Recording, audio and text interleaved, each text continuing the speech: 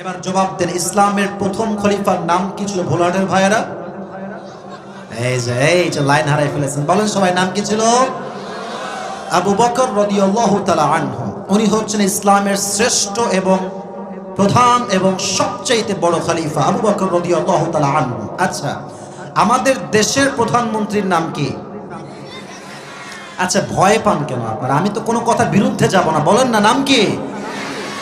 শেখ হাসিনা। আচ্ছা, আমি একটু বুঝাই বলি, জাহান্নামের ভয়টা কাকে বলে? আচ্ছা, যদি শেখ হাসিনাকে তার সন্তানরা বলে যে আম্মা জান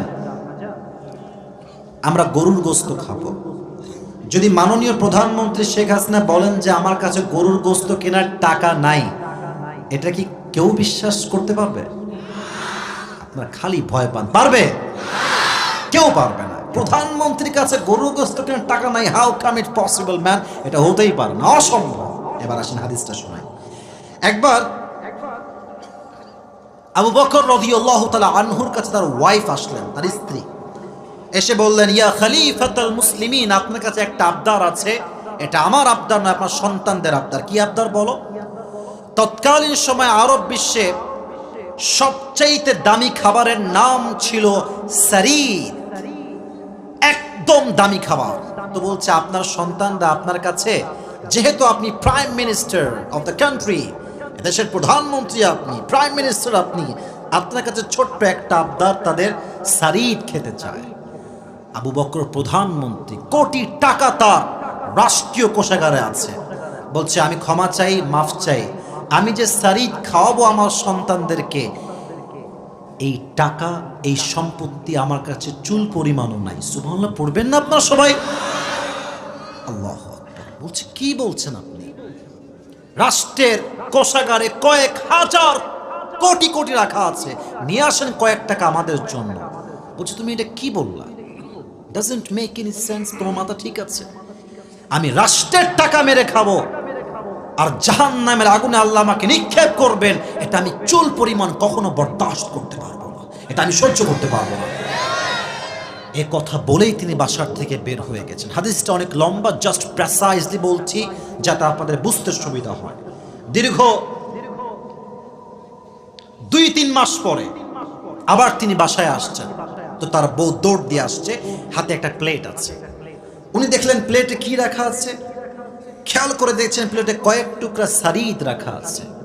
উনি বলছেন কই থেকে আসলো এটা? বলছে আপনি আগে খান। বলছে আগে বলো কই থেকে আসছে এটা?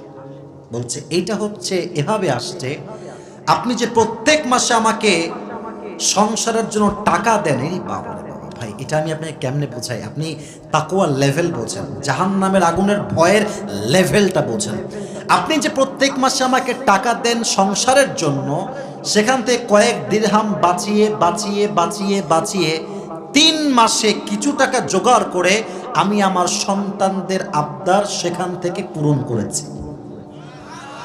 এটা হারাম না, এটা হালালের টাকা, আপনি খান। উনি খেয়েছেন। হাদিসটা এখনো শেষ হয় নাই, এখনো বাকি আছে।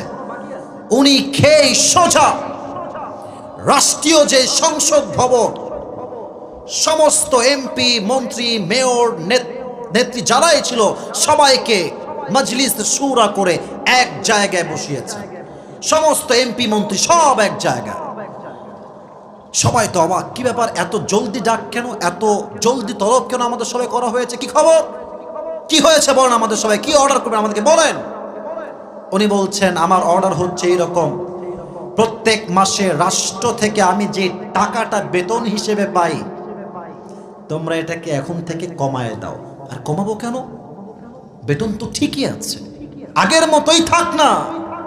উনি বলছেন না না না, প্রমাণ হয়ে গিয়েছে যে বেতন আমি পাই, এখান থেকে আমার বউ 3 মাসের বেতন থেকে টাকা বাঁচিয়ে বাঁচিয়ে আমার জন্য সারিদ কিনেছে, সন্তানের জন্য কিনেছে। এটাই প্রমাণ করে আমি আবু বকরের সন্তান এবং সংসার সবার খরচ এর চাইতে কম বেতনেই আদায় হয়ে যাবে। সুবহানাল্লাহ পড়লেন না? কমায় দাও। তো সব যুবক তো একরকম হয় না। এক যুবক মজলিসের মাঝখান থেকে দাঁড়িয়ে গিয়েছে, বলছে ইয়া খলিফাতুল মুসলিমিন, আই হ্যাভ অন অবজেকশন, একটা আমার অবজেকশন আছে। কি বলো? বলছে আপনি তো আমাদের রাষ্ট্রের প্রধান, আপনি যদি বেতন বেশি পান সমস্যা কোথায়? আপনি রাখেন না বেতনটা। উনি বলছেন আমি বেতন রাখবো বেশি, আর আল্লাহ আমাকে জাহান্নামের আগুনে নিক্ষেপ করবে, আমার জন্য জাহান্নামের আগুনের ফয়সালা হবে, এটা আমি আবু বকর এক মুহূর্তের জন্য চুল পরিমাণ বরদাস্ত করতে পারবো না। সুবহানাল্লাহ। কোথায় আমাদের যুবক ভাইরা? এজন্য এটা হচ্ছে জাহান্নামের আগুনের ভয়।